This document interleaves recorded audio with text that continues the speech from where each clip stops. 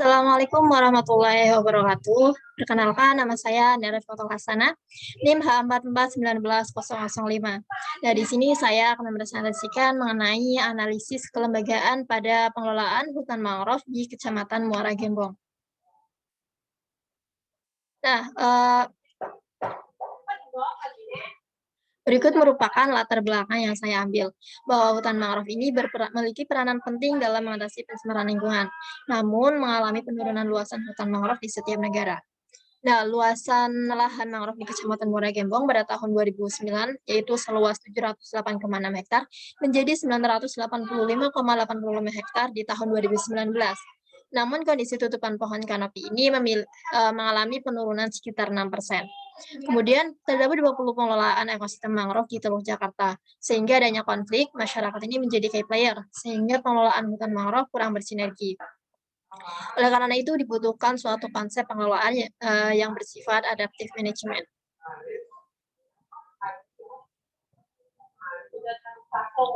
Nah, berikut merupakan rumusan masalah yang saya ambil.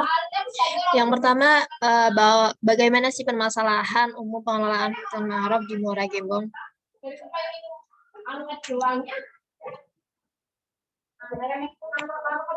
Permasalahan yang pertama adalah bahwa perhutani ini tidak mampu menghadapi perambahan dan alih fungsi lahan mangrove menjadi areal pertambangan yang dilakukan oleh masyarakat maupun para pemilik modal.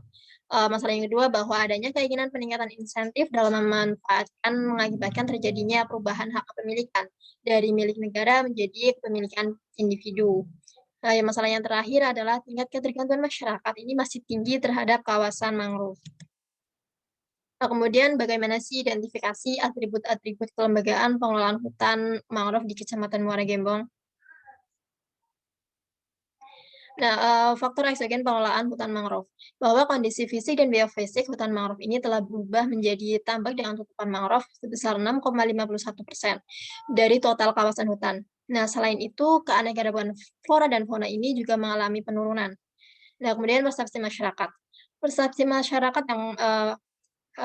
masyarakat ini memiliki peranan yang penting dalam menentukan kelestarian ekosistem mangrove tersebut. Nah, berdasarkan penelitian yang dilakukan oleh SARI, bahwa persepsi masyarakat terhadap fungsi dan peranan hutan mangrove serta pengelolaan ekosistem di Muara Gembong ini berada pada kategori tinggi. Nah, kemudian aturan main, bahwa terdapat 24 peraturan formal terkait pengelolaan mangrove dan ada aturan non formal seperti aturan untuk membuka tambak dari tokoh masyarakat dan pemilik tambak di sekitarnya, dan adanya pengaturan pembagian air. Kemudian area aksi pengelolaan hutan mangrove, pemetaan stakeholder. Nah, berdasarkan penelitian yang dilakukan oleh Ambinari mengatakan bahwa pihak yang memiliki kepentingan dan pengaruh besar ini terdapat pada Perhutani dan Kementerian Lingkungan Hidup. Nah, berikut merupakan materi kepentingan pengelolaan hutan mangrove di Muara Gembong, bahwa di sini terdapat 4 kuadran.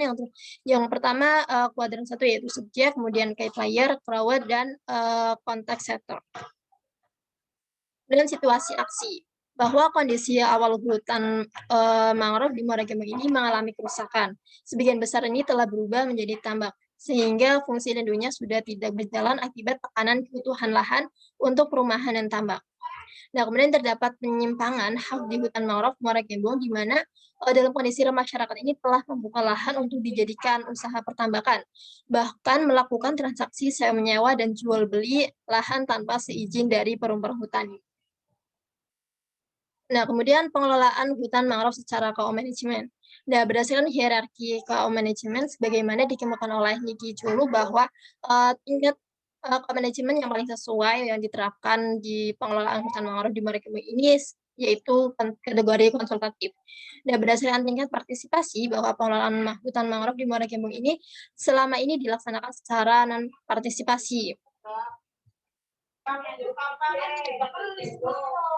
Nah, kemudian berikut merupakan kesimpulan yang dapat saya ambil, bahwa kondisi awal hutan mangrove di Muara Gembong ini dari hutan lindung seluas 10.481,15 hektar telah berubah menjadi tambak dengan tutupan mangrove sebesar 6,51% dari total kawasan hutan.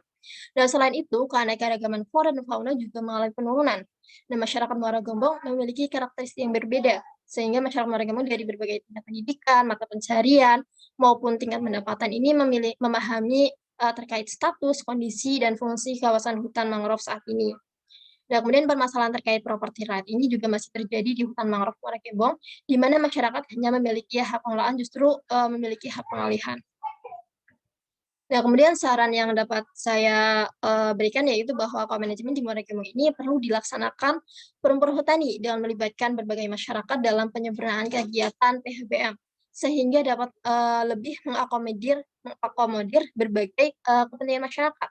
Kemudian yang kedua adalah perlu penelitian lebih lanjut mengenai bentuk co-management yang paling sesuai dengan hak dan kewajiban dari masing-masing pihak, serta perlu adanya penegakan hukum yang tegas mengenai property right.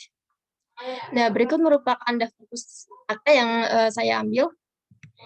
Nah, mungkin cukup sekian dari, presentasi dari saya, kurang lebihnya mohon maaf. Wassalamualaikum warahmatullahi wabarakatuh.